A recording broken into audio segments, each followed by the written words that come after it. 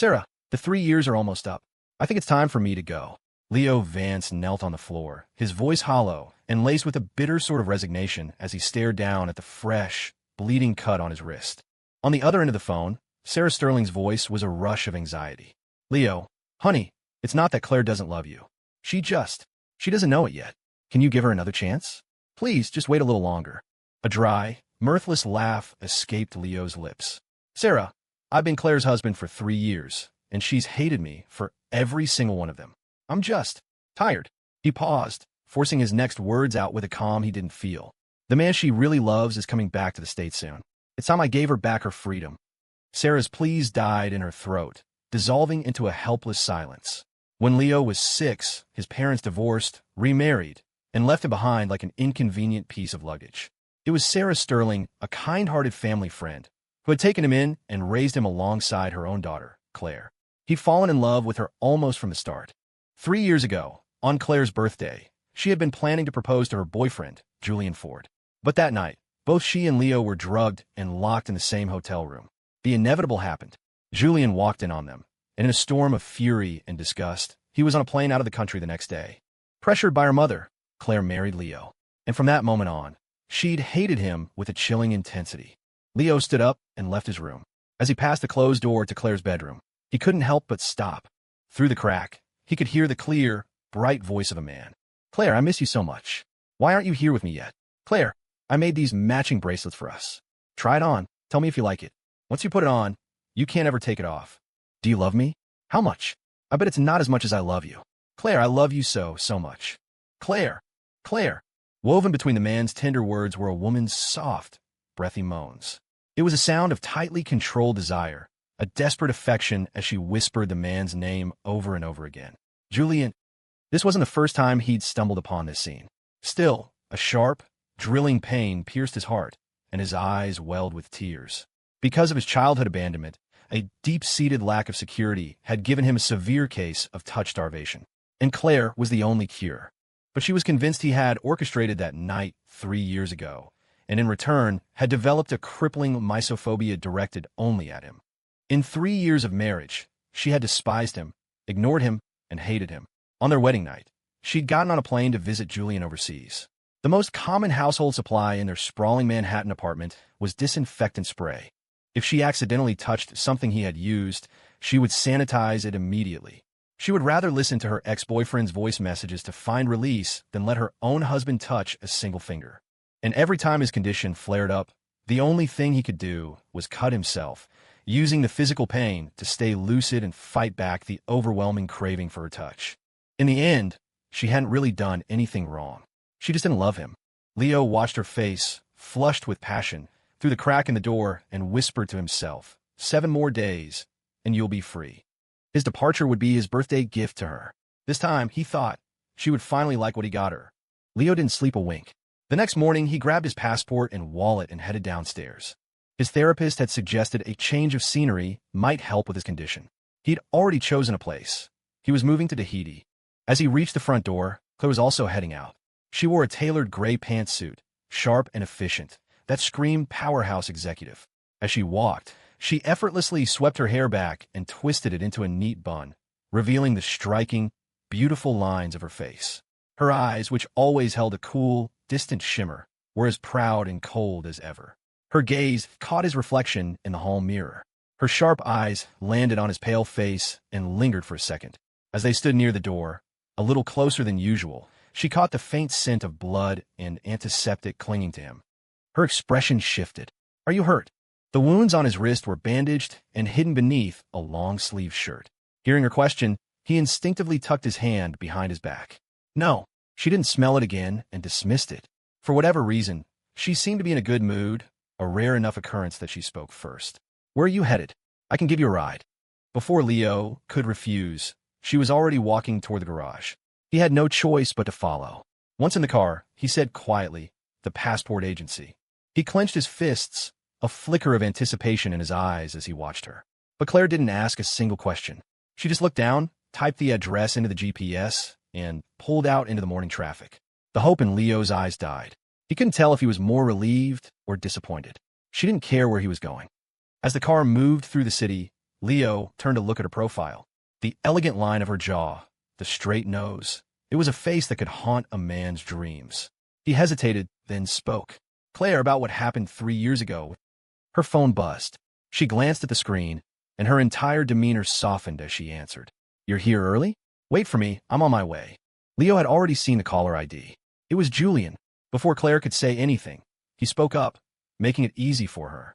If you've got something to do, go ahead. I could just grab an Uber. Claire glanced at him, then slowly pulled the car over to the curb. As his hand reached for the door handle, she asked suddenly, What were you about to say? Leo shook his head. Nothing. Go on, don't be late. He reflexively pulled a sanitizing wipe from his pocket and meticulously cleaned the passenger seat where he had been sitting. Claire watched him, her expression darkening for a moment. He got out, and before he was even steady on his feet, the car sped away.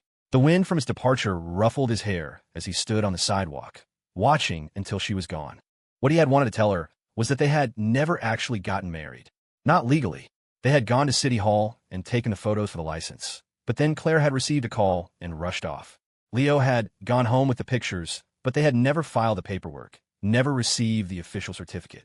In 3 years, she had never once thought to look at it. Julian was back. 3 years of mistakes were over. It was time for things to go back to how they were supposed to be. Maybe he'd save that surprise for her birthday. Leo went to the passport agency alone and submitted his documents. Afterwards, he met a friend at a restaurant they liked. When his friend heard he was leaving the country, his eyes immediately turned red. After a moment, he choked out, Maybe it's for the best. A clean slate. New horizons.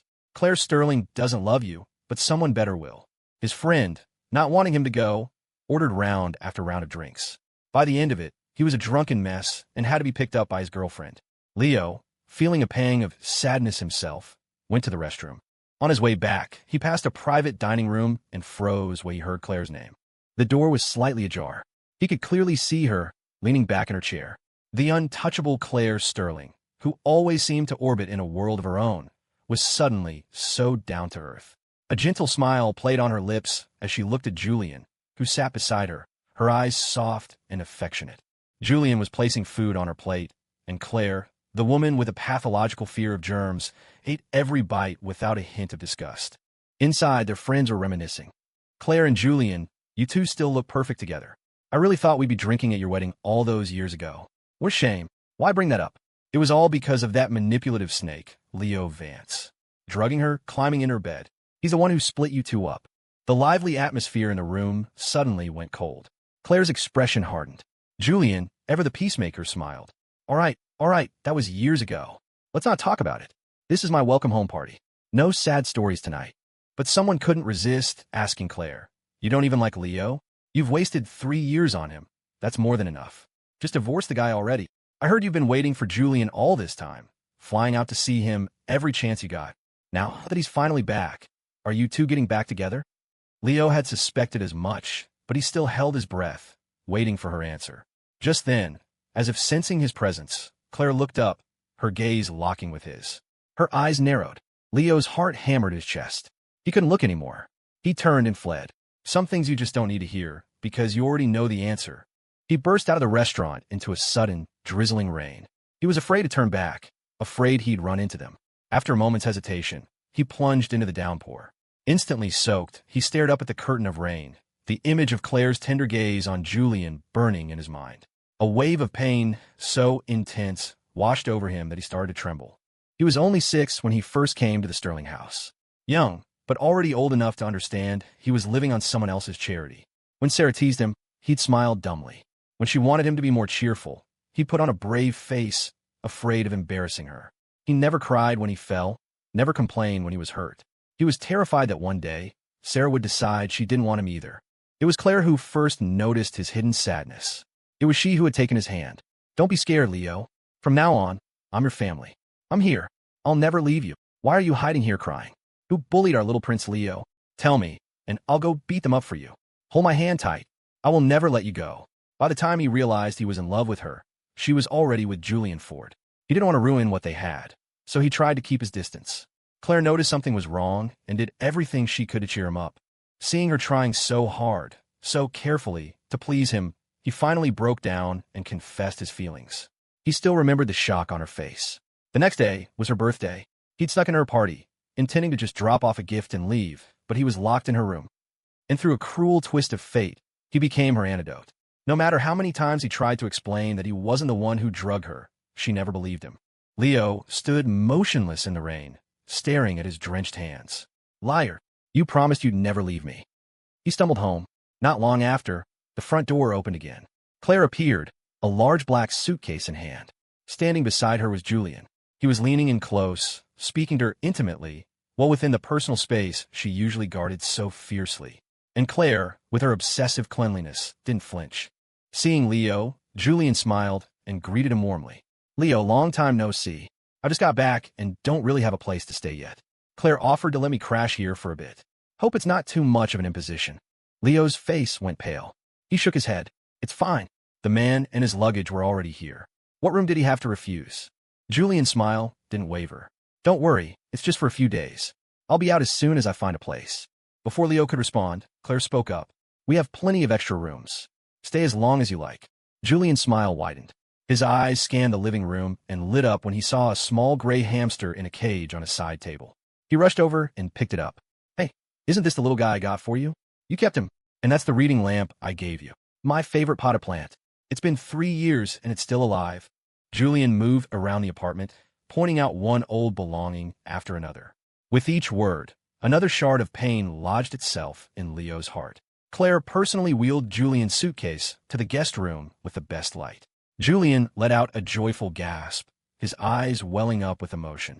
Wow, this room is exactly the same as when I left 3 years ago. The room, unchanged, waiting for its original master. Just like Claire, who for 3 years had been waiting for the man she'd always wanted. Leo's heart felt like it was being torn to shreds. His breathing grew ragged. After the wedding, at Sarah's insistence, Leo had moved into Claire's penthouse, but she had never once set foot in his room. She never looked at anything he bought, let alone used it. Even his plates and utensils weren't allowed to be stored with hers. They had lived in the same apartment for 3 years, but he was always on the other side of an invisible line, never able to get close to her heart. And Julian, gone for 3 years, had always remained in its most treasured place. Leo unconsciously picked at the healing cut on his wrist until his fingertips were slick with blood. He fled to his room in a daze, locking the door behind him and sliding down to the floor. He opened his phone. The screen lit up with a photo of him and Claire, taken 3 years ago. Back then, she hadn't hated him yet. When they stood side by side for the picture, her eyes were still warm with a genuine smile. Leo's hand trembled as his fingertip traced the image of Claire's face on the screen. He'd known love since he was 16. Now, at 26, a decade had passed, and he'd tasted every flavor of bitterness it had to offer. A tear splashed onto the screen. Claire Sterling, he whispered, his voice shaking. I don't want to love you anymore. With a trembling hand, he changed his phone's wallpaper and deleted every photo he had saved of her. He scraped away at the love buried deep in his soul, piece by painful piece. Soaked from the rain and heavy with sorrow, Leo came down with a fever that night. He was delirious, curled under the covers, unconsciously calling out Claire's name. His throat was parched, his body weak. He forced himself out of bed to find some fever reducer. As he stepped out of his room, he saw a sliver of light from under the door of Julian's room next door. Julian had his arm around Claire's waist, his gaze so intense it seemed he could drown in her eyes. Claire, I've thought about you every day for these past 3 years. I know what happened wasn't your fault. I really regret leaving in anger back then. If I hadn't, we wouldn't have missed these 3 years. Everything in the house is just as I left it. Does that mean you were waiting for me to come back? Claire, I'm not leaving again. Can we start over? Claire was silent, but she didn't push Julian away. He looked up at her, then leaned in to kiss her. Leo couldn't watch anymore. He turned away sharply, a wreck. He fumbled for the pills, swallowed them dry, and drank half a glass of lukewarm water before stumbling back upstairs. But Claire's figure suddenly appeared at the top of the landing. Her voice was cool. What are you doing? Leo kept his head down, his thin frame looking frail. He avoided her gaze. Thirsty. I got up for some water. Claire heard the rasp in his voice and saw the unnatural flush on his cheeks. She instinctively stepped forward, reaching out to feel his forehead. Leo recoiled as if he'd been electrocuted, taking a half step back to avoid her touch. Claire's expression instantly hardened. He mumbled, You'll just have to wash your hands. Claire dropped her arm, her fingers tightening into a fist. I won't disturb you too, Leo said softly. With that, he quickly retreated to his room, not noticing that Claire's gaze remained fixed on his back long after he was gone. The fever raged for 2 days before it finally broke, leaving him so weak he barely had the strength to go downstairs. Through the door, he could hear the faint sounds of Julian and Claire talking and laughing. The once cold apartment was now filled with life, and no one seemed to notice his absence. He didn't leave his room for 2 straight days. The housekeeper left his meals on a tray outside his door. Once the fever subsided, he pulled a large suitcase from his closet and began to pack. There wasn't much he wanted to take with him. It didn't take long. Finally, from the back of the closet, he retrieved a storage box and slowly opened it.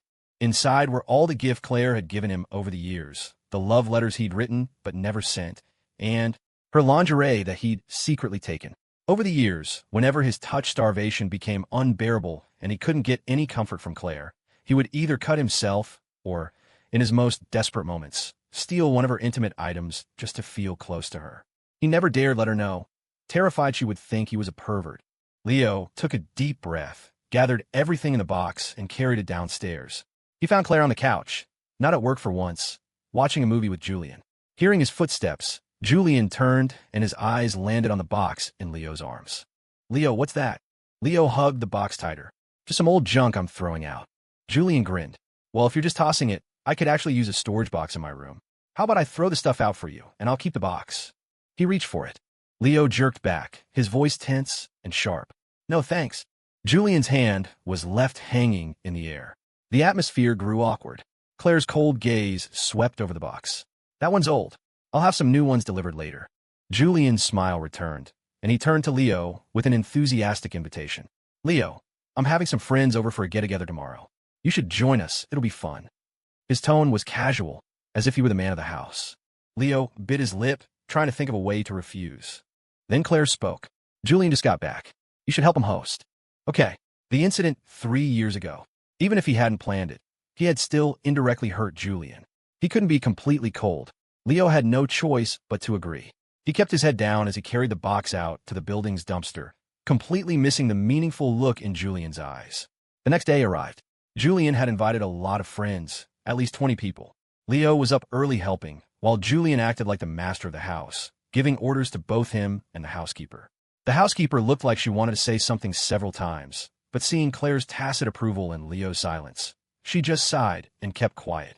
The party started. Leo had a couple of drinks, and soon after, he started to feel strange. Claire was busy mingling with Julian and his friends. A sense of dread washed over Leo, and he quickly headed for his room. But the odd sensation in his body grew stronger. A strange heat bloomed in his lower abdomen, and his limbs felt weak and heavy. His cheeks flushed, and a fine sweat broke out on his forehead. Leo stumbled into his bathroom and splashed cold water on his face, but it didn't help. His whole body felt like it was on fire. He stripped off his clothes and collapsed onto the bed. His hand brushed against a familiar texture. He picked it up. It was Claire's underwear. Leo's mind was a fog. Did not throw this all away. A wave of desire crashed over him. He arched his back, Claire's face uncontrollably filling his mind. He was instantly pulled back to that night 3 years ago, the night it all went wrong. The memory of her soft skin, the sound of her voice echoing in his ears, the feeling of their bodies pressed together. It was a tremor that shook him to his soul. His consciousness blurred. He felt like he was hallucinating, whispering Claire's name as he unconsciously clutched her lingerie, as if it were her. A knock came at the door. It was Claire's voice, cool and detached. "Leo, you were looking for me?" His eyes flew open, wide with disbelief. He thought he was hearing things. Claire knocked again. After a moment, she turned the handle. "Don't come in," Leo yelled in a panic. But it was too late. Claire had already pushed the door open. From across the room, she saw him. She saw the pathetic state he was in. Her pupils constricted in shock. "You?" Suddenly, Julian's voice came from behind her. "Is Leo in there? He wasn't looking so good earlier. I wonder if he's feeling sick." The next moment, Julian poked his head around Claire's shoulder. "Leo." Several people were with him. Hearing his startled cry, they rushed into the room after him. And there was Leo, naked on the bed, clutching nothing but Claire's underwear, his desperate state exposed for all to see. Their eyes met his. They saw everything, his shame, his raw, animalistic need. Julian shrieked, "Oh my God, what are you doing?" The crowd behind him erupted in shocked whispers. "Is he doing that? That's disgusting. We're all downstairs at a party, and he's up here doing this? Is he that desperate? This is Julian's party. Is this his way of marking his territory or something? He called Claire up here on purpose. Is he trying to pull the same trick again? They pointed and stared. From downstairs, he could hear footsteps pounding up the stairs, more people coming to see the spectacle. No, please no. The one thing he kept hidden, the ugliest part himself, was stripped bare and put on public display. For a second, he was back in that hotel room 3 years ago, being dragged back down into the abyss. Leo's face was ashen. He began to tremble uncontrollably. He scrambled away in a blind panic, lunging for the window. Without a second thought, he leaped out. Claire's face contorted in horror. Leo. He hit the ground hard. A searing pain shot through his right leg. The world went black, and he passed out. When he woke up, he was in a hospital room. Claire was sitting by his bed, her expression a complex mixture of coldness and something else he couldn't decipher. Leo, are you really that desperate? The color drained from Leo's face, bit by bit. Claire's eyes grew even colder. Or were you just trying to ruin Julian's party? Asserting your dominance in the most pathetic way imaginable. Leo looked at the ice-cold disgust in her eyes, and any words of explanation died on his lips. I didn't. But just like 3 years ago, she didn't believe him. All she said was, Leo, what have you become? He stared at her numb. What do you think I've become? Manipulative? Desperate? Shameless? Disappointment washed over her face. She stood up. Your little stunt triggered Julian. His depression relapsed. He almost hurt himself. She paused. The first thing he did when he calmed down was ask if you were okay. You're going to apologize to him later. In person. Leo watched her walk away and squeezed his eyes shut in agony.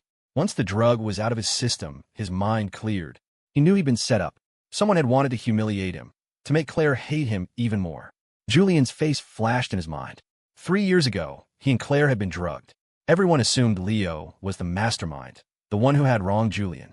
Leo had tried everything to clear his name, to find a real culprit, but the only lead pointed to Julian himself. At the time, Leo had dismissed it as a mistake. After all, Claire loved Julian so much she was about to marry him. Why would he do that? Julian had been heartbroken after the incident, the biggest victim, and had fled the country. Who in their right mind would drug their own girlfriend and serve her up to another man? Leo thought for a moment, then picked up his phone and dialed a number. I need you to look into something for me. Find out everything you can about what Julian Ford has been doing overseas for the past 3 years. Leo's right foot was sprained, but luckily, nothing was broken. He checked himself out of the hospital the next day, limping down the hallway alone. As he reached the main lobby, he saw Claire rushing in, supporting a pale-looking Julian. There was a bright red mark on Julian's wrist. When Claire saw Leo, she let go of Julian and strode over to him. She was holding a stack of papers, and she threw them right in his face. The pages scattered, fluttering to the floor around him. It was his handwriting. He recognized it instantly. They were the love letters he'd written for Claire, but had never given her.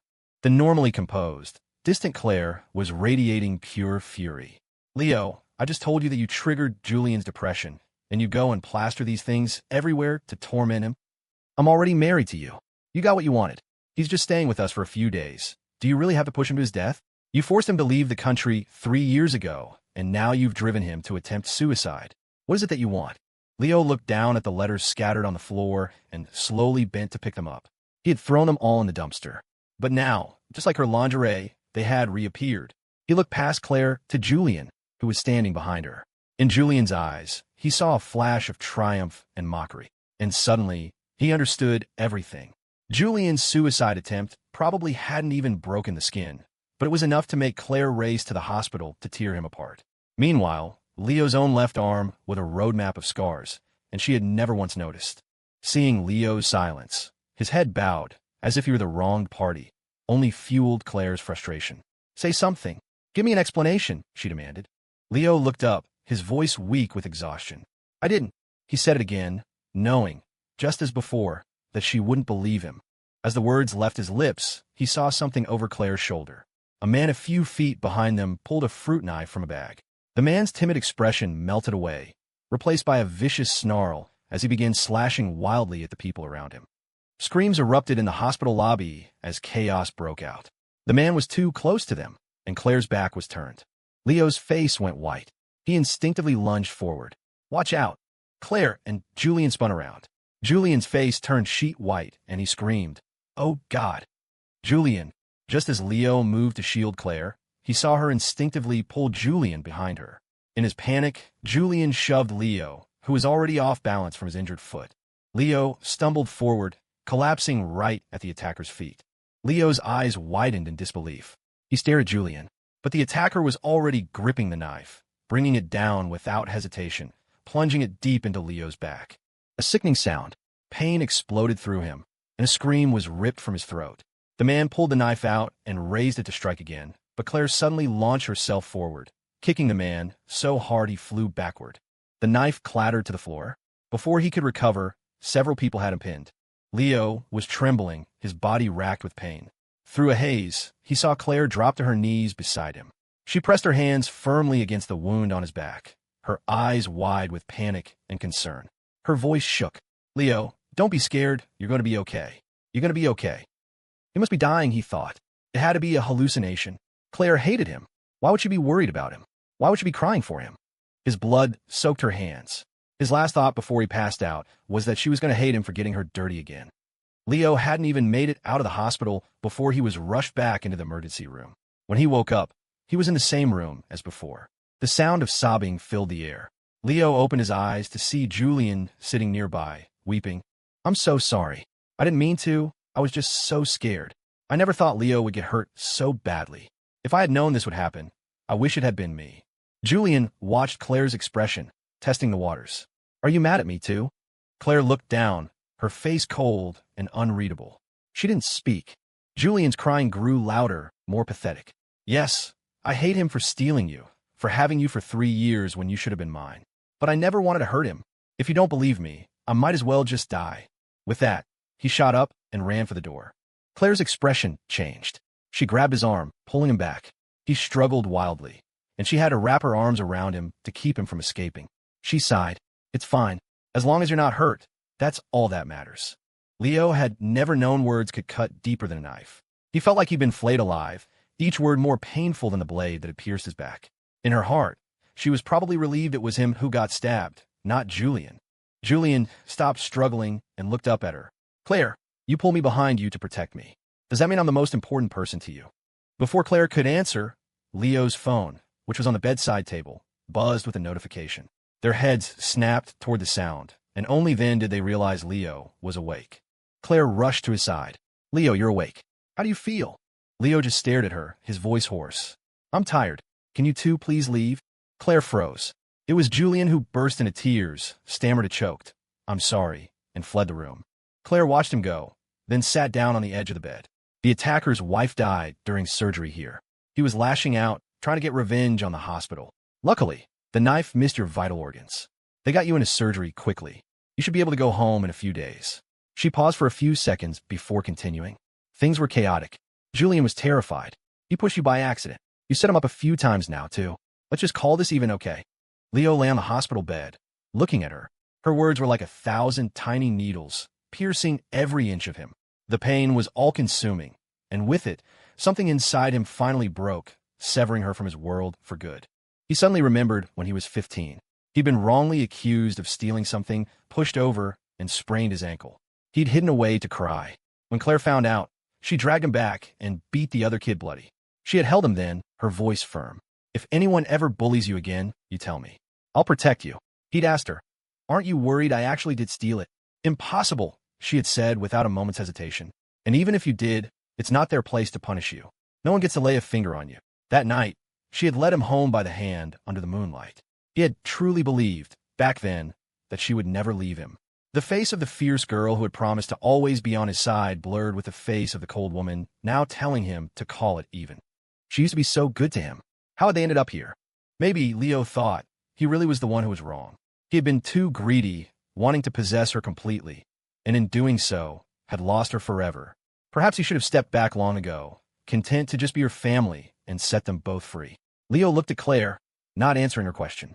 Instead, his voice cracked. "Claire, just one last time. Can you hold me? It really hurts."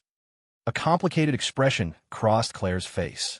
Seeing the pale vulnerability in his, a flicker of pain crossed her eyes. She stood up and carefully reached out, tried to lift him into a gentle embrace.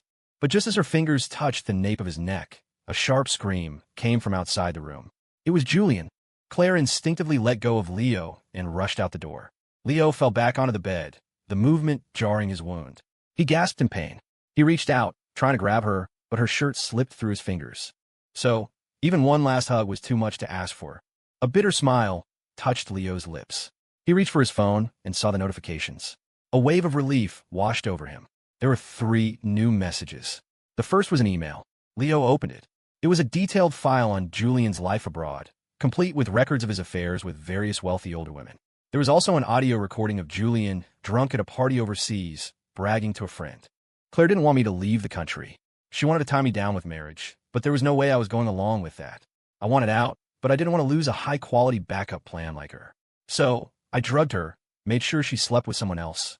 That was the only way to force her to let me go. Guilt is the key to a woman like Claire. It keeps her wrapped around my finger.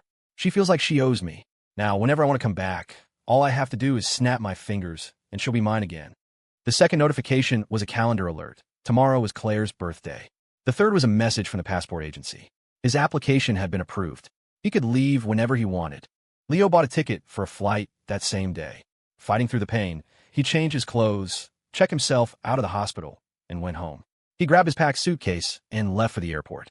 Before turning off his phone, he scheduled the email to be forwarded to Claire at exactly midnight. Happy birthday, Claire. I wish you all the happiness in the world. Now, my name is cleared, and you are free. He had finally learned to let go. Claire burst out of the hospital room to find that Julian had simply tripped, bumping his foot on the doorframe. It wasn't the first time he'd used a minor incident to get her attention. This time, he'd probably seen her about to hug Leo and done it on purpose. It was so transparent. She suppressed a flicker of annoyance and helped him up. Are you okay? Julian shook his head, his eyes red. He reached for her hand timidly. Claire, I really didn't mean for any of this to happen. You believe me, right? Claire didn't say whether she believed him or not. You should go home for now, she said softly. Leo's not in a good state. He's not intentionally targeting you. Julian saw the coolness in her eyes and clenched his fists. He nodded, his face a mask of pained resignation, and turned to leave. But as he took a step, he stumbled dramatically, crying out as if he were about to fall. Before he hit the ground, Claire caught his arm. He quickly pulled away. Sorry, I just lost my footing for a second. He kept his head down, looking like he was at his breaking point. Claire looked at him and sighed, finally giving in. I'll take you to get your foot checked. Julian looked up at her, their eyes meeting for a long moment. Then, he leaned into her, letting his weight rest against her. Claire, my foot really hurts. I know, she said, and escorted him to the orthopedics department. While Julian was getting an x-ray, she pulled out her phone. Leo hadn't sent her any messages since she'd left his room. That's how it had been since their marriage. He wasn't the same boy who used to bombard her with excited texts. Now, when he messaged her, it was always a timid question about whether she was coming home, or a reminder from her mother about a family dinner. Sometimes, if she came home early, she'd find him sitting on the couch alone, staring into space. The way he looked at her had lost its fire. He no longer ran to greet her at the door like an excited puppy, eager to show her whatever new thing he'd made. These 3 years hadn't just been torture for him. They'd been torture for her, too. Claire thought of Leo's pale face, and her heart clenched. She typed out a message, a rare move for her. Julian twisted his ankle. I'll be there as soon as I drop him off. She sent it, but a long time passed with no reply. She frowned. By then, Julian was done. She put her phone away and took him home. All the way there, a strange sense of unease crept over her. She drove faster than usual, barely hearing Julian as he tried to make conversation. The moment she dropped him off, she turned to leave, but he suddenly grabbed her from behind, wrapping his arms around her. Claire, please don't go. Stay with me. She was silent for a moment, then sighed. Julian, I've told you this before. What happened 3 years ago? Leo and I, we were wrong. We hurt you, but it's done. Leo and I are married now. I need you to move on, too. You can't keep living in the past. A flicker of something ugly twisted Julian's face. His eyes were red. But you don't love him. You're not happy with him. I'm back now. This is your chance to divorce him and be with me. Claire, you love me. I don't even care about what happened back then anymore. All I want is you back by my side. She pulled his hands away, her voice firm, cold. I'm sorry, but we can't go back. How Leo and I live our lives is our business. But we're married, and I have no intention of getting a divorce. With that, she turned and walked away. Julian watched her go, grinding his teeth in frustration. Why was Leo so damn lucky? He should have just died from that stab wound. Claire had no idea what he was thinking. That strange unease was growing stronger. Thinking of Leo, she walked faster, rushing back to the hospital. She pushed open the door to his room, his name already on her lips. Leo. The only reply was the silence of an empty room. Her eyes swept across the vacant space. He was gone. She checked the bathroom. No one was there. A frantic, drumming panic started in her chest. She hurried out of the room and flagged down a nurse. "Excuse me, the patient in VIP room 3. Where did he go? Is he in for a test?" The nurse checked her chart. "Leo Vance? He's been discharged." Claire's face changed. "That's impossible," she said, denying it instantly. "He's seriously injured. How could he be discharged?" The nurse looked apologetic. "I know." The attending physician tried to convince him to stay. His injuries require at least 3 more days of observation, but he was very insistent. There was nothing we could do. A flash of anger sparked in Claire's eyes at Leo's stubbornness. How could he just check out in his condition? He could collapse on the street before he got 2 blocks. She immediately pulled out her phone. The message she'd sent earlier was still unread. She tried calling him, but it went straight to voicemail. Panic began to set in. She searched the hospital frantically while calling Julian. He answered, his voice bright with hope. "Claire, what's up? Are you missing me already?" She ignored him. "Is Leo back at the apartment?" "No," Julian said, surprised. "Isn't he still at the hospital?" He could barely contain the glee in his voice as he ventured a guess. "Is he missing?" The only response he got was the click of the phone hanging up. Claire hadn't even bothered to answer. Julian's face twisted for a moment before breaking into a triumphant smile. Leo Vance was missing. This was good news. Maybe he'd just die out there somewhere. Claire was now certain Leo hadn't gone home, and the worry in her chest grew into a leaden weight. She had security search the entire hospital, inside and out, before demanding to see the footage from the entrance cameras. She watched as Leo left the hospital, got into a car, and headed in the direction of their apartment. He was probably just delayed on the way home, she told herself. She drove back, her eyes scanning every car on the road. But when she got there, the apartment was empty. Leo hadn't returned. She had the building manager pull the security footage from their floor. When she saw the clip of Leo leaving with a suitcase in hand, the color drained from her face. She stared at his retreating back on the monitor, then turned and sprinted back to their apartment, back to his room. The door flew open with a loud bang. She stood in the doorway, her pupils constricting as she took in the empty space. He was gone. The realization hit her like a physical blow. She rushed in, tearing open his closet, pulling out his drawers. Everything was gone. It was as if he had never lived there at all. A vein throbbed in her temple. A sense of absurd, terrifying panic gripped her, a feeling she couldn't name. She pressed a hand to her chest, where her heart was hammering out of rhythm. She had to admit it. This feeling churning inside her wasn't just because she thought of Leo as a brother. It was because he was her husband. Her husband had left her. Julian, having followed her home under the guise of concern, was secretly relishing every moment. Seeing her standing frozen in the doorway of Leo's empty room, he peeked inside. A wave of pure joy washed over him, though he kept his face a mask of worry. Where on earth did Leo go? I hope he's not in some kind of danger. Before he could finish, Claire's voice cut through him, cold and sharp. "Shut up." Julian's jaw dropped. He stared at her, stunned. Claire Sterling was a woman of means and had a temper, but she had never, ever spoken to him like that. But she had already dismissed him, striding down the hall, phone to her ear, barking orders at her assistant. "Find him. I don't care what you have to do, just find him." For him to have packed so thoroughly. This wasn't a spur-of-the-moment decision. Now that she thought about it, Leo's attitude had been strangely distant lately, and she hadn't even noticed. She remembered the other day when he'd said he was going to the passport agency. He'd looked at her for a few seconds after telling her, as if he was waiting for her to ask something. She just assumed he was planning a vacation and thought nothing of it. She paced the living room for a moment, forcing herself to calm down. Leo was deeply grateful to her mother for taking him in. He was more devoted to Sarah than a biological son. If he was leaving for good, her mother would know something. With that thought, she immediately called Sarah. The moment the line connected, she asked, "Mom, where did Leo go?" There was a long pause on the other end before Sarah's voice, quiet and sad, came through. "Claire, honey, this is the first time you call me willingly in 3 years." After the incident with Leo was exposed, Sarah had insisted Claire marry him. Claire had complied, but a seed of resentment had been planted. Their relationship had been strained ever since. A lump formed in Claire's throat. She didn't know what to say. Sarah sighed. "You should come to the estate." So her mother did know. Claire drove immediately, heading for the old family home in Connecticut. When she arrived, she found her mother in the sunroom, sitting on the sofa, calmly brewing a pot of herbal tea. She still carried herself with the same elegance, but the stress of the last few years had etched lines on her face and threaded her dark hair with silver. Seeing her mother like this, Claire felt a pang of regret and sorrow. Sarah smiled and beckoned for her to sit down. She studied her daughter for a long moment before speaking. "Claire, you're so desperate to find Leo now. Have you figured out yet? Are you trying to find your brother? Or are you trying to find your husband?" Claire's face went pale. A mother knows her daughter. Sarah saw right through her. She gave a small, sad laugh. That poor boy. His parents were so selfish, off living their own lives without a care for him. I always wanted a son and a daughter, but after you were born, there were complications. I couldn't have any more children. When I brought Leo home, he was so small, but so well-behaved and mature for his age. I truly raised him as my own son. Of course, I had a little hope in the back of my mind, that if you two got along, you could build a life together someday. It would be a wonderful thing. He was always closest to you.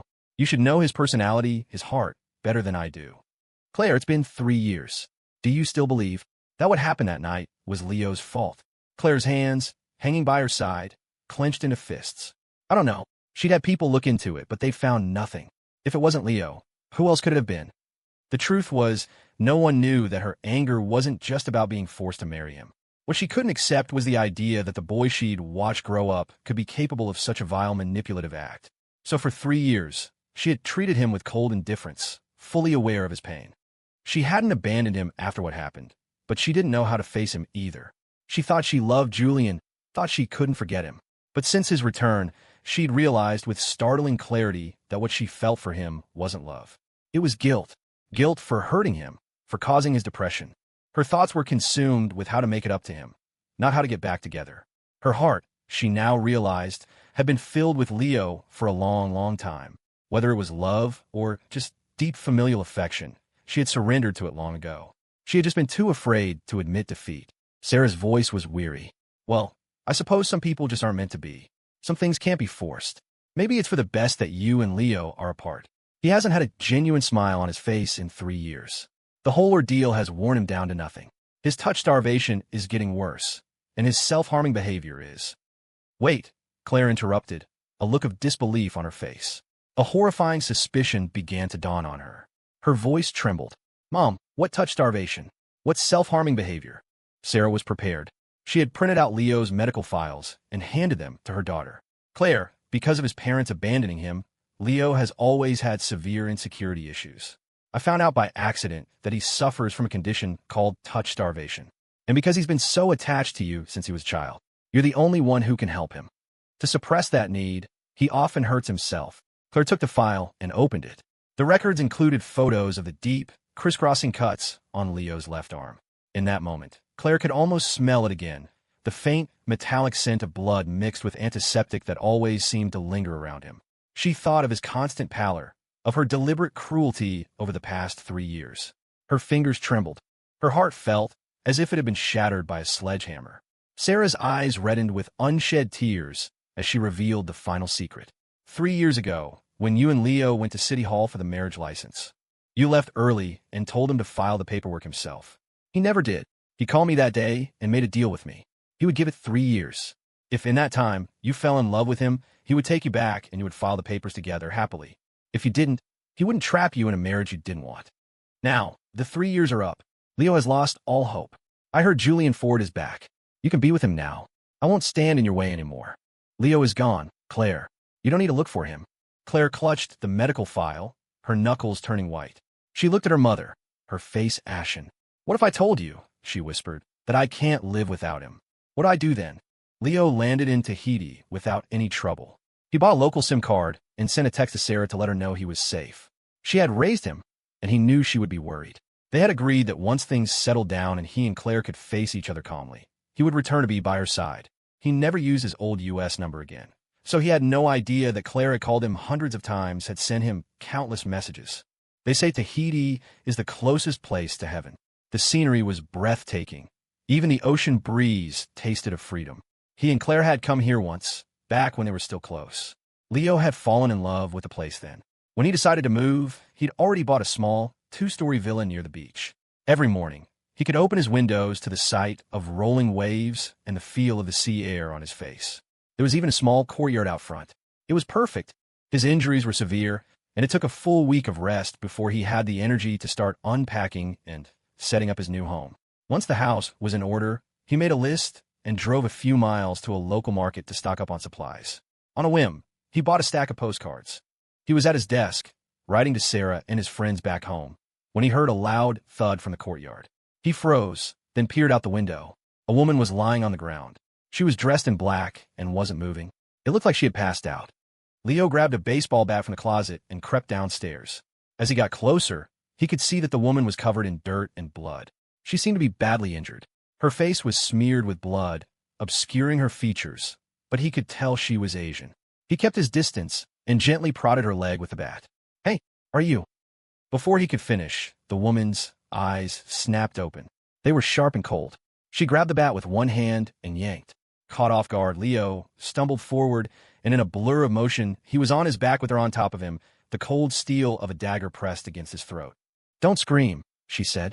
Leo's face went white. I won't, he stammered. "If you want money, I'll give you money, just don't kill me. I'm from the States, too."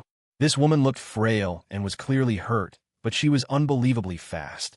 He was drenched in a cold sweat, his eyes darting around, terrified she would kill him to silence him. He had no way of fighting back. He glanced at the courtyard wall and saw a smear of blood. She must have climbed over. He cursed himself for being so stupid.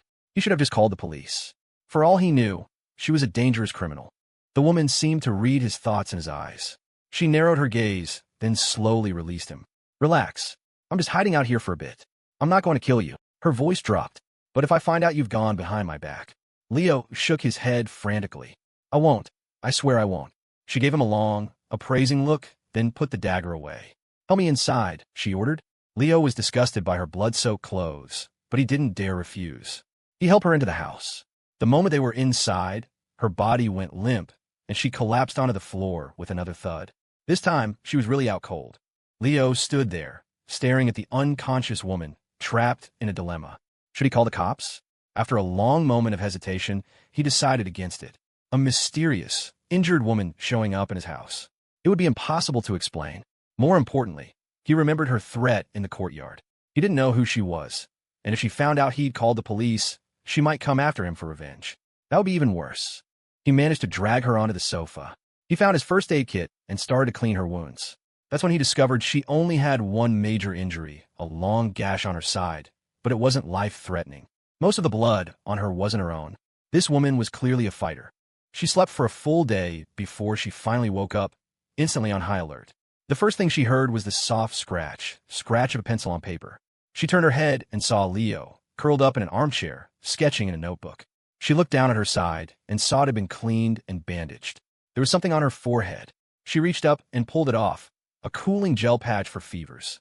Leo noticed her movement out of the corner of his eye and put down his pencil. "You're awake? You had a fever, it just broke. I cleaned up your wound as best I could, but you should probably see a doctor."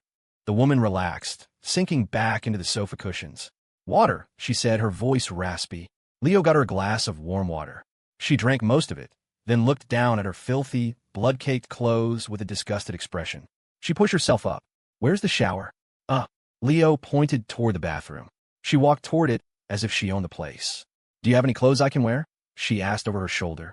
Slightly bewildered by her audacity, Leo found a new set of his own clothes and handed them to her.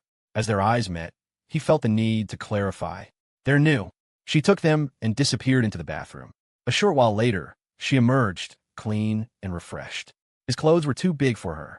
She had tucked the shirt into the waistband of the sweatpants, making her look a bit like a kid playing dress-up. It softened the sharp, dangerous edge she had about her. Leo was nervously trying to figure out how to ask her to leave when he finally got a good look at her face. He was stunned. Even in his simple clothes, she radiated an aura of wealth and privilege. She was strikingly beautiful, the kind of face you never forget. In fact, she was one of the few women he'd ever seen whose beauty could rival Claire's. But that wasn't the only reason he was shocked. He'd seen her before.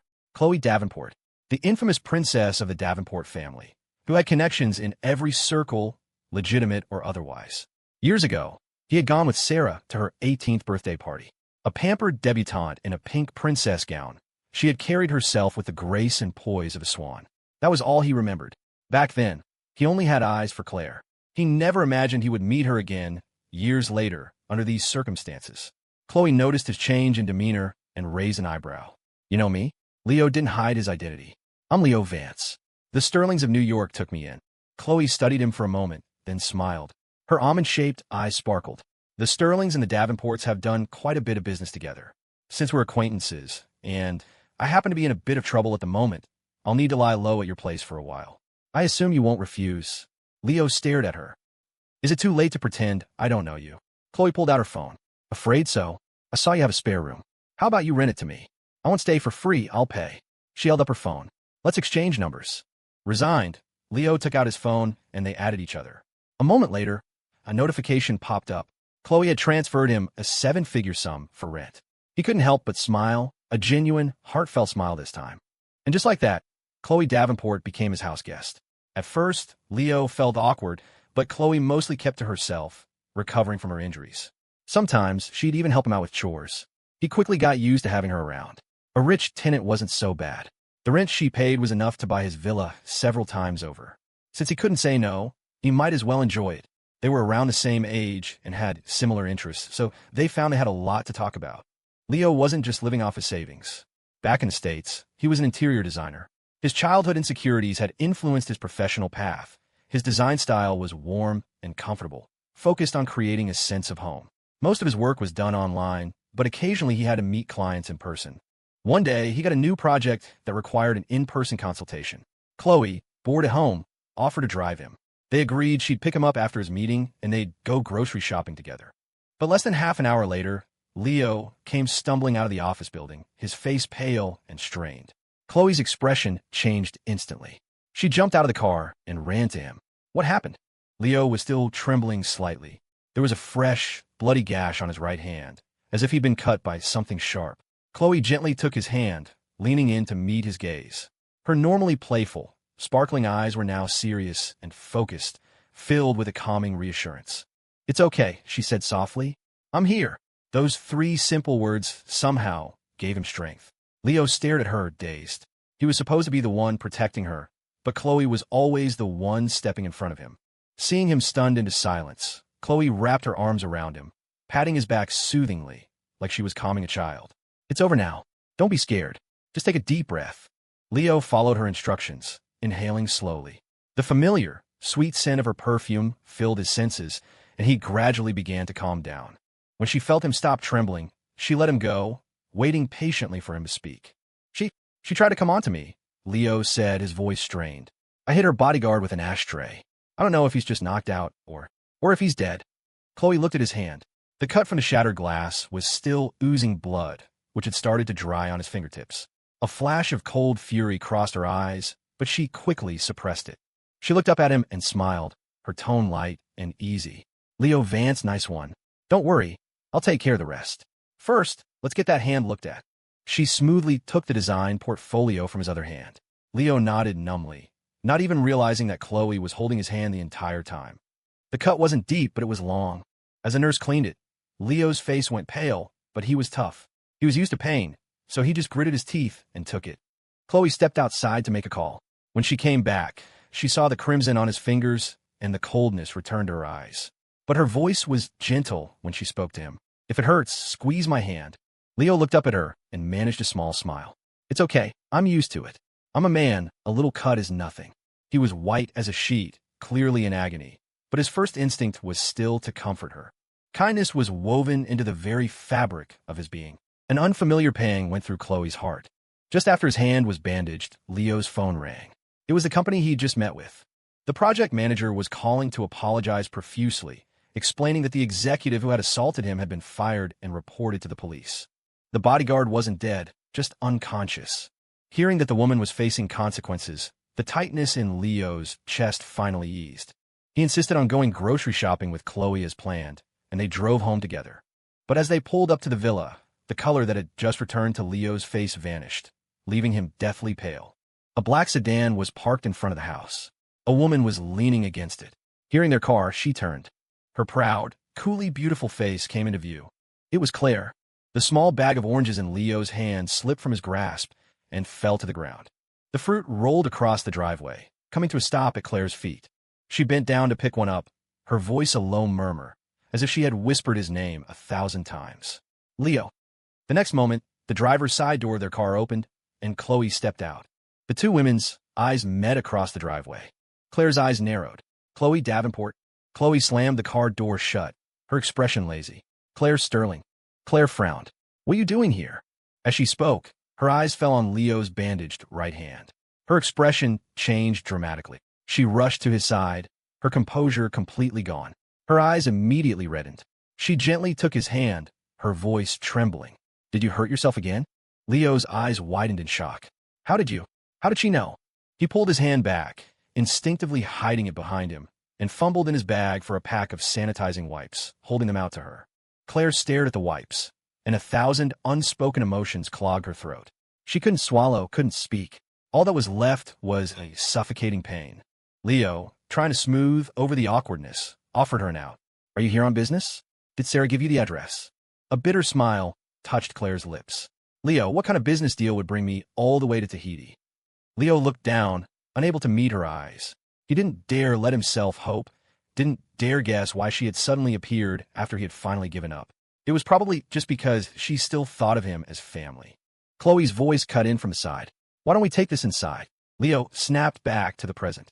We should go in, he said quietly to Claire. Claire's gaze flickered from Chloe back to Leo, and she followed them into the house.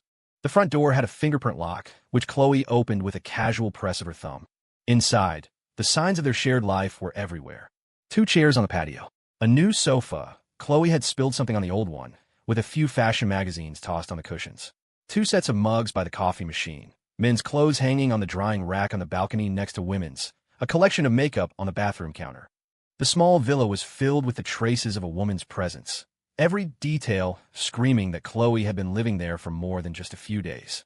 When they entered, Chloe poured Claire a glass of water with the easy, familiar movements of someone who was completely at home. Leo just stood there, stunned, oblivious to the storm brewing between the 2 women. Finally, Claire looked at Chloe. Miss Davenport, would you mind giving us a moment? Leo and I have some things to talk about. Chloe didn't answer right away. She looked at Leo. He knew this conversation was unavoidable. He nodded. Only then did Chloe reply. I'll be in my room. Call me if you need anything. A humorless smirk touched Claire's lips. I'm his wife.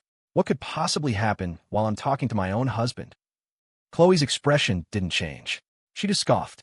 If you were a halfway decent wife, he wouldn't have run away to the other side of the world. Claire's fists clenched. That's none of your business. Before Chloe could retort, Leo spoke up. Claire, Chloe is my friend. The protectiveness in his tone silenced Claire and brought a flicker of triumph to Chloe's eyes. Leo gave Chloe a look, pleading with her not to escalate things. She just smiled and went to her room. Now it was just the 2 of them. Claire, why are you here? Leo said, his voice low. I said everything I needed to say in that email. Sarah can tell you the rest. She looked up at him, her eyes tracing the lines of the face she had missed so desperately. Leo, she said, her voice thick with emotion, what if I told you I just missed you? The words hung in the air for a second before she closed the distance between them, throwing her arms around him and burying her face in his chest. Leo, I've missed you so much. Her arms wrapped tightly around his waist, holding him close. Leo stood frozen, his body rigid with shock. He couldn't believe this was Claire, the same Claire who would flinch if he accidentally brushed against her, the Claire whose eyes would fill with disgust at his very presence. When reality finally set in, he reacted as if he'd been burned, shoving her away with a sudden, violent movement. Caught off guard, Claire stumbled backward, collapsing onto the sofa. Leo backed away, putting several feet of distance between them. Claire, what are you really doing here? She looked up at him, her eyes filled with an undisguised longing, a fierce heat that almost scorched him. He couldn't look at her. He turned his head away, but her words followed him, drilling into his ears. Leo, I got your email. I know I was so wrong. I can't believe I misunderstood you for 3 years. I'm sorry. It's all my fault. I promised you when we were kids that I would never let go of your hand. I promised I would always believe you. But I didn't. I hurt you along with everyone else. I said I wouldn't let anyone hurt you. And in the end, I was the one who hurt you the most. Her gaze fell to his injured hand, and a self-deprecating, regretful look crossed her face. Leo, I'm here to take you home. Please, give me another chance. Can we start over? Leo thought he was over it.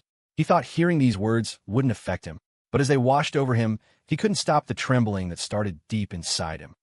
A wave of grief, 3 years in the making, crashed over him, threatening to pull him under. He kept his eyes on the floor, his voice choked as he spoke. Claire, ever since I came to live with you, you were the one who protected me, who took care of me. You were so good to me, so good that falling in love with you was inevitable. When I realized how I felt, I tried to stay away, to keep my distance. I thought being family would last longer than being in love. I didn't want to lose you completely. The day before your birthday, I had a plane ticket to go abroad. But you kept asking me why I was pushing you away, and I couldn't hold it in anymore. I impulsively told you how I felt. On your birthday, I was just going to drop off your gift and leave the country, hoping that time would heal me. But then, that night happened. I thought, even if no one else believed me, you would. But she hadn't. She had hated him for it, had pushed him into a private hell. Claire's face was a mask of agony. She moved toward him, reaching for him, but he flinched back again. Even though you didn't believe me, you still married me, because your mother asked you to. Back then, I thought, maybe you did have some feelings for me. Maybe it was fate giving me a chance. Even if you hated me, I wanted to try. But it took me 3 years to realize that being greedy never ends well. I've learned my lesson. Claire, maybe right now, you feel guilty because you finally know the truth. Maybe you want to make it up to me, and that's why you want me to come back. But I don't love you anymore. I don't want your compensation, and I don't want your pity. I'm happy here. I don't want to go back right now. You should go. When he said the last words, Leo finally looked up at her. His voice was soft but firm. Hearing her confession had brought him a sense of release, of vindication. His name was cleared, and he had finally accepted the failure of their relationship. He was truly letting go. But Claire couldn't accept it. She had traveled halfway across the world. She had knelt before her mother for a day and a night before Sarah had finally given her his address. She hadn't come all this way just to hear him say he didn't love her anymore. She shot up from the sofa and strode toward him, grabbing his arm, her emotions spiraling out of control. Leo, don't say that. I don't believe you. I know I was hung up on Julian, and that hurt you so much. I admit it, I was completely wrong. Everything I did, it was just to provoke you. Taking care of him, defending him. It was only because I thought we owed him that I needed to make up for what we did. The truth is, I stopped loving him a long time ago. The very first day he came back, I told him we could never be together, but I couldn't get past what happened that night. I was a coward. I was too afraid to admit that I had fallen in love with you. Leo, be angry with me. Yell at me, whatever you want. Just, please don't say you don't love me. Please? I can't take it. Leo had never seen Claire so vulnerable. Her words bombarded him, a torrential onslaught. The old him would have been ecstatic to hear her say she loved him. But the him of today could only picture the countless times she had chosen Julian over him. Whether it was an act or not, the damage was already done. Every single time, she had chosen Julian. And even now, the spot on his back where the knife went in still ached with a phantom pain. Leo's lips trembled. But I really don't. MMPH. Before he could finish, Claire surged forward and crushed her mouth to his. His eyes flew open in shock. He shoved her away, instinctively using his injured right hand. A sharp gasp of pain escaped him. The stitches had torn. The color drained from his face. Claire's expression shifted from desperation to alarm. Did I hurt you? She asked, reaching for his hand. Hearing the commotion, Chloe burst out of her room. She saw the fresh blood seeping through Leo's bandage, and her face hardened. What happened? Leo's face flushed. I'm fine, he mumbled, pulling his hand back. Chloe was already getting the first aid kit. Let me redress that for you. Claire stood by, helpless, watching him. Seeing the injury up close, she realized it wasn't self-inflicted. Her expression turned grim, her voice like ice. How did you get this? Leo knew she could easily find out, so he gave her the short version of what happened at the client meeting. Claire's lips pressed into a thin, hard line, a murderous rage simmering in her eyes. Chloe carefully cleaned and rebandaged the wound. Claire watched her delicate, practiced movements, her eyes narrowing. Miss Davenport, are you living here with Leo? Before Leo could explain, Chloe answered for him, her tone deliberately ambiguous. We live together. Leo shot her a look. Claire let out a short, sharp laugh, but didn't lose her temper. Instead, she turned to Leo. I'll be here for a while, and I don't have anywhere else to stay. Leo, would you mind putting me up? Chloe looked at her. Tahiti has plenty of hotels. I could book a suite for you, Ms. Sterling. Claire's intense gaze was fixed on Leo. Even if he didn't love her anymore, her past kindness, and more importantly, Sarah's, were not things he could just forget. She was still his family. Seeing that she wouldn't leave, Leo had no choice but to give in. Later that afternoon, He heard that the executive who had assaulted him had been exposed for multiple instances of sexual harassment. Before she was sent to prison, someone had broken both of her arms and legs, leaving her permanently disabled. Leo didn't have to ask. He knew Claire was behind it. It was her style, swift, decisive, and brutal. And so, Claire stayed. The day's events, the assault, Claire's sudden arrival, left Leo feeling deeply unsettled. That night, not long after he fell asleep, his condition flared up. In a hazy, half-asleep state, Claire heard Leo's suppressed, pained gasps. She shot awake. Realizing where she was, she bolted from her room and ran toward his. But someone was faster. A figure moved silently, arriving at Leo's bedside just as he was about to hurt himself again. A hand closed firmly around his wrist. In the soft glow of the bedside lamp, Leo's face was pale and frantic. He stared, dazed, at Chloe, who was half kneeling by his bed. His body was trembling. Her grip on his wrist was gentle, yet unyielding, preventing him from harming himself. She looked up at him, her smile easy, even a little teasing. Another nightmare? The warmth from her palm seeped into his skin, traveling up his arm and settling in his chest. Since leaving the States, perhaps because he was so far from Claire, his episodes had become more frequent.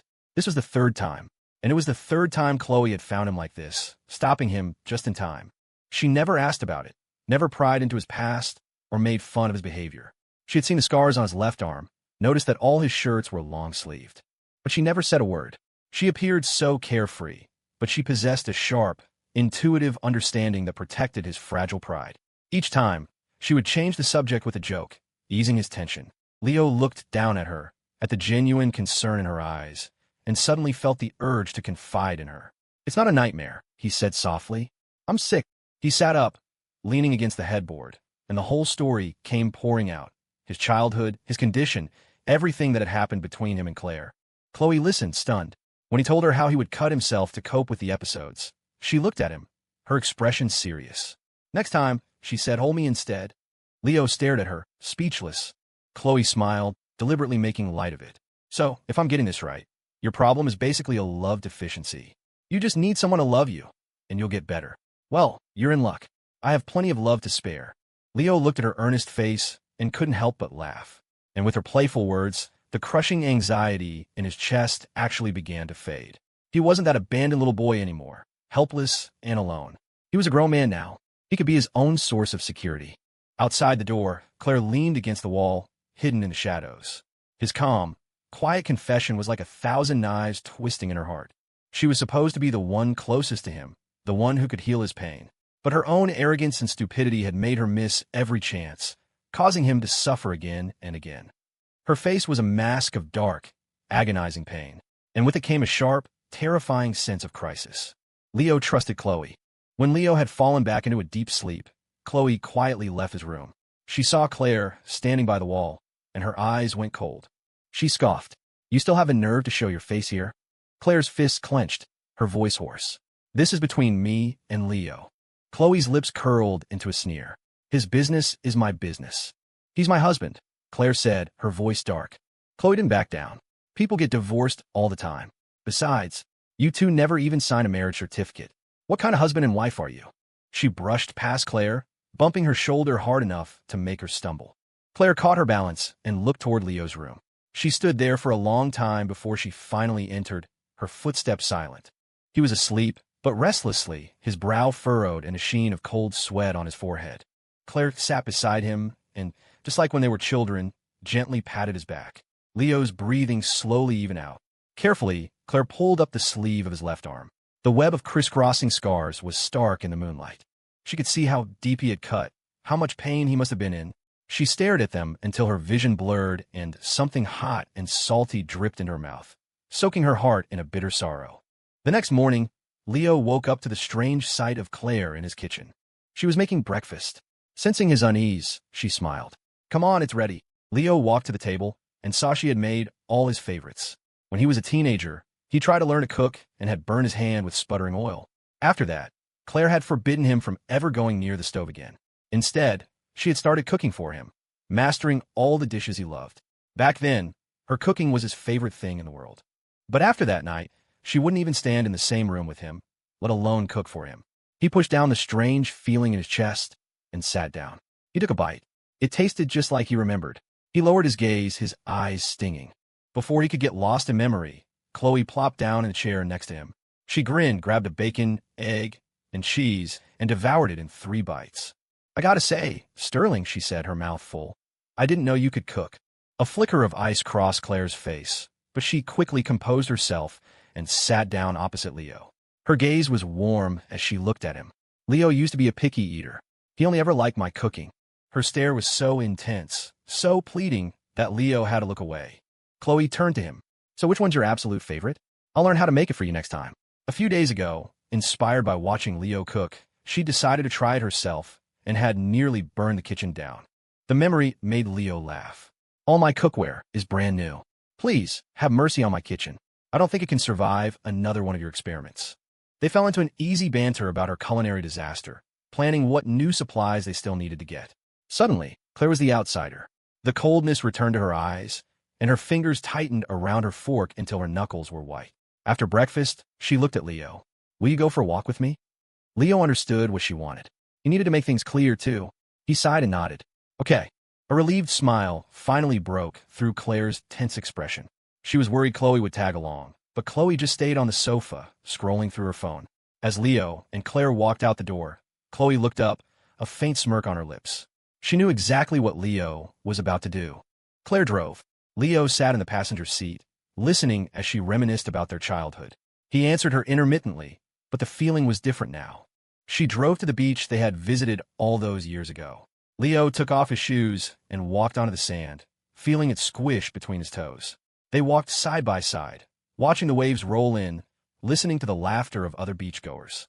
A small smile touched Leo's lips. "Do you remember?" he asked.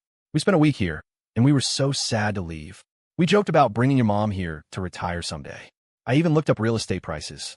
I can't believe I actually ended up buying a house here." He didn't say it then, but what he really hadn't wanted to leave was the joy of being alone with her. No one knew them there. It was just the two of them, and for a little while, it felt like she was his. He had wished those days could last forever. Claire turned to look at him, her expression serious. "If you like it here, we can come every year for vacation. Just like when we were kids. Anywhere you wanted to go, I was always willing to go with you." That's never changed. Her hands clenched at her sides, her voice thick with a guilt she couldn't contain. "Leo, I always thought what I felt for you was just family love. I never saw you as a man. But looking back, everything about you has always been my top priority. Maybe that means I was always in love with you, and I was just too blind to see it." She had considered marrying Julian because he was gentle, considerate, a suitable husband. Maybe she wasn't passionately in love with him, but she had been willing to marry him. Back then, it felt like it didn't matter who she married. But then that night happened, and it tore everything apart. Only then did she realize there was another choice. A choice that was completely, utterly different. But she couldn't admit it. She couldn't accept that Leo could be so manipulative. Yet at the same time, she secretly savored his desperate, all-consuming love for her. She had arrogantly assumed they would be tangled up together for the rest of their lives. It wasn't until he was completely brokenhearted, until he turned his back and walked away, that she finally understood how wrong she had been. It wasn't that he couldn't live without her. It was that she was the one who was hopelessly lost.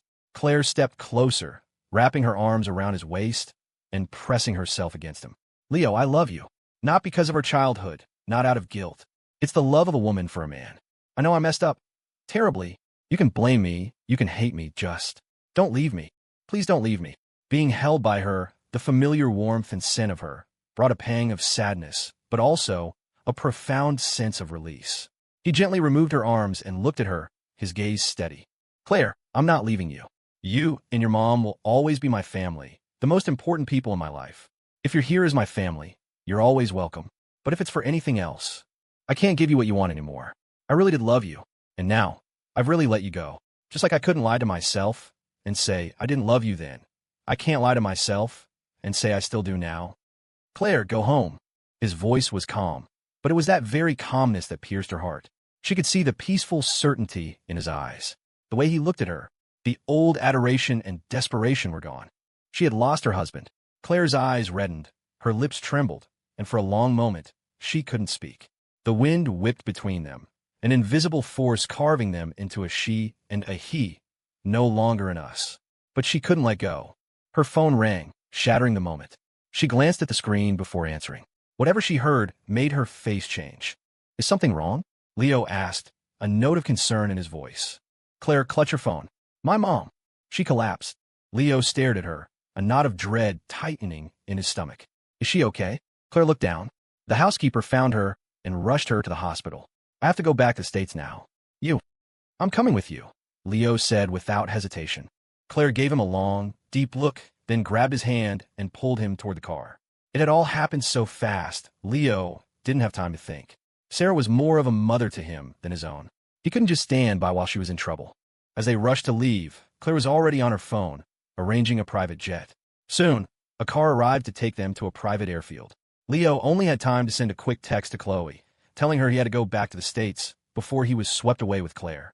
The entire flight, Leo was a nervous wreck, too consumed with worry to notice the calculating look deepening in Claire's eyes. They landed on the hospital's rooftop helipad. Sarah was already in a private room. When she saw Leo walking behind Claire, her face lit up with surprise. Leo, what are you doing back? He rushed to her side, looking her over. She seemed to have her color back, which eased his panic slightly, but his eyes were still red with worry.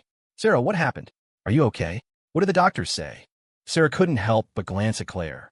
She had been brought to the hospital in a daze, but she was conscious enough when a housekeeper called Claire to tell her it wasn't anything serious. But she didn't expose her daughter's lie. Instead, she took Leo's hand and smiled warmly. You must have been so scared. Don't worry, I'm fine. My blood sugar was just a little low, that's all. I'll be more careful from now on. Leo finally let out a breath he didn't realize he'd been holding. Claire arranged for a battery of tests, and Sarah was kept in hospital for a few days for observation. Even though it wasn't serious, the scare had shaken Leo. He decided to stay and look after her for a while before returning to Tahiti. Sarah had always kept his old room at the estate ready for him. He certainly wasn't going back to Claire's penthouse, so he planned to stay there. As he was heading to the estate to get some clothes, Claire followed him out. He turned, surprised. The driver can take me. You should stay here with your mom. Claire clutched her car keys, her expression unreadable. Mom asked me to take you. Leo didn't think anything of it and followed her out. They had just reached the hospital entrance when a figure suddenly lunged toward him. Before he could react, Claire pulled him behind her. The man dropped to his knees in front of them. Mr. Vance, Miss. Sterling, I'm so sorry, he cried, his voice desperate. I know what I did was wrong. I'll never bother you again, I swear. Please, just let me go. I'm begging you. Please, I'm begging you. As he spoke, he started banging his head on the pavement, a frantic, desperate rhythm. With each movement, a dark stain of blood seeped through the back of his shirt, in the exact same spot where Leo had been stabbed. Only then did Leo recognize him. It was Julian Ford. What a coincidence, running into him on his first day back. But he was almost unrecognizable. Leo had only been gone a month, but Julian looked like he had lost a dangerous amount of weight.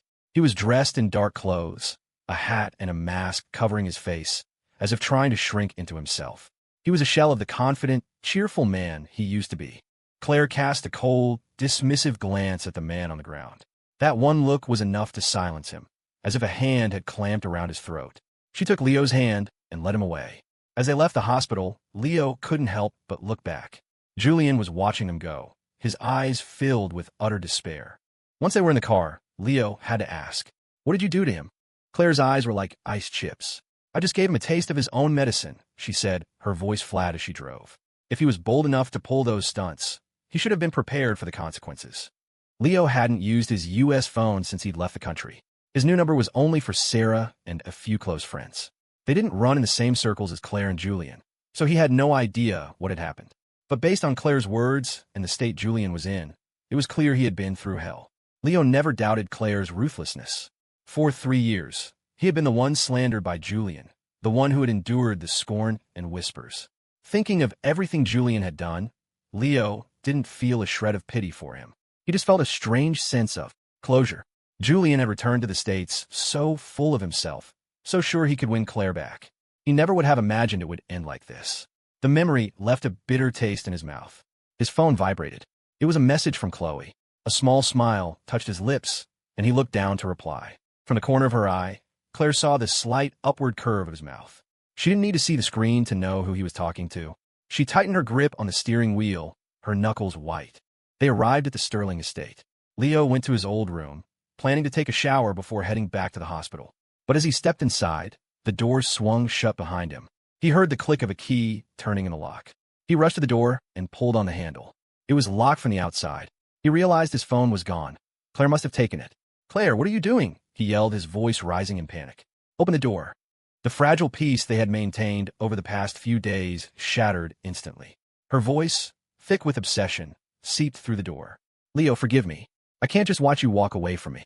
I know what I did disappointed you, but I believe that if we just have more time, you'll fall in love with me again." Leo slid down the door, his body feeling heavy and weak. He couldn't believe it.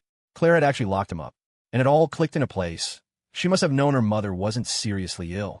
She had faked the whole emergency just to lure him back from Tahiti. A bitter laugh escaped him. "You're still so selfish, so controlling. When you didn't love me, nothing I did mattered. Now that you've decided you love me, I'm just supposed to fall in line." His words, sharp with mockery, hit their mark. On the other side of the door, Claire pressed her forehead against the wood. They were separated by a single door, but it felt like a galaxy. She placed her palm flat against the door, as if she could feel him through it. "Leo," she whispered, "I've already thought about it. In a few days, we'll go and make our marriage official, and we'll have a real wedding. I've always regretted that we never had one. This time, I'll plan everything myself. I want to walk down the aisle to you in a white dress and be your bride. I remember you always wanted an outdoor wedding on a lawn, right? I've already found the perfect place. You'll love it." She stood there, murmuring her plans, her every word a beautiful, hopeful dream. And on the other side of the door, Leo felt nothing but a hollow sadness. "When are you going to let me out?" "When you agree," she said softly. He scoffed. "And if I don't, what are you going to do? Keep me locked in this room forever?" She laughed then, a sound that was both manic and broken. "Leo, we always said we'd be together forever, didn't we? I have a lifetime to wait for you." The color drained from his face. "You're insane," he whispered. He heard her light, unhinged laughter, then the sound of her footsteps moving away. He could hear her low voice, giving orders to the guard she had posted outside his door. He looked around the familiar room. He never thought it would one day become his prison. Claire didn't stay away for long. She returned at dinner time, unlocking the door and carrying in a tray of food. He could tell she had cooked it herself. It was all his favorites. But Leo just glanced at it and looked away, as if it wasn't there. She tried to coax him, but he just lay on the bed with his eyes closed, giving no response. After a while, she left, taking the untouched food with her.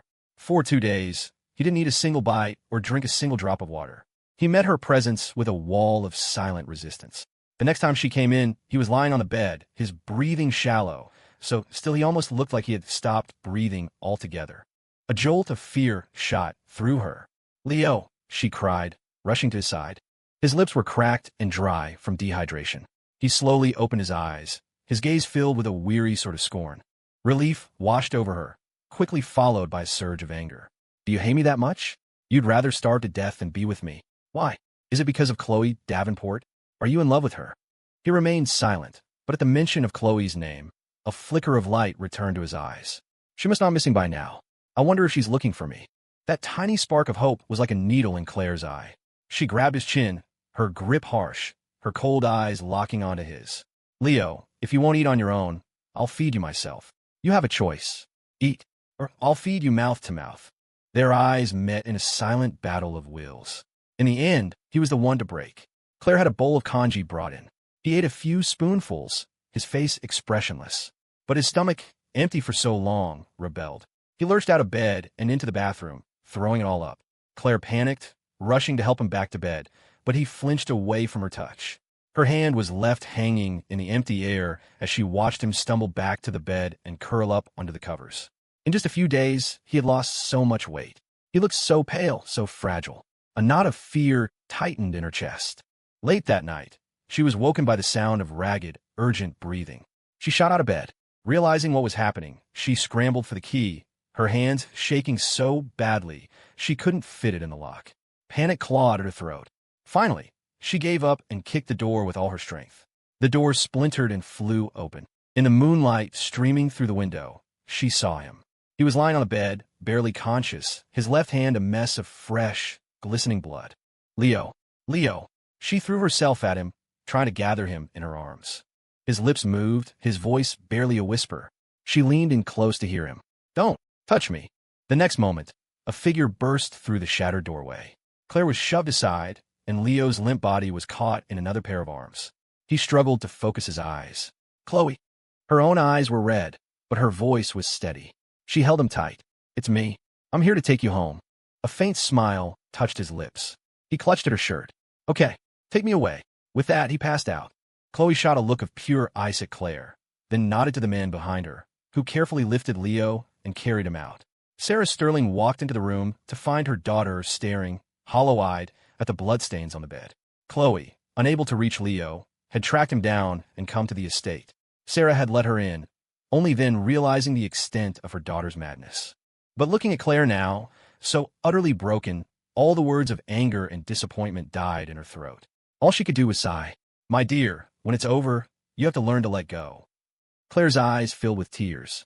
She had never understood so clearly, with such devastating finality, that Leo didn't need her anymore. Everything she did now would only cause him more pain. She was destined to love him and to lose him. Chloe took Leo to the hospital. The wounds looked horrific, but they weren't as serious as they seemed. After a couple of days, he was discharged. Chloe brought him back to Tahiti. A year later, Leo proposed. They were married on the beach. He had decided he didn't like lawn weddings anymore. He preferred the ocean. On his wedding day, a transfer for an astronomical sum of money appeared in his bank account. A postcard arrived in the mail, sent from overseas. It had only 3 words written on it. Be happy, Leo. It was signed, your sister. Leo pulled Chloe into his arms, looked into her warm, loving eyes, and smiled. He would be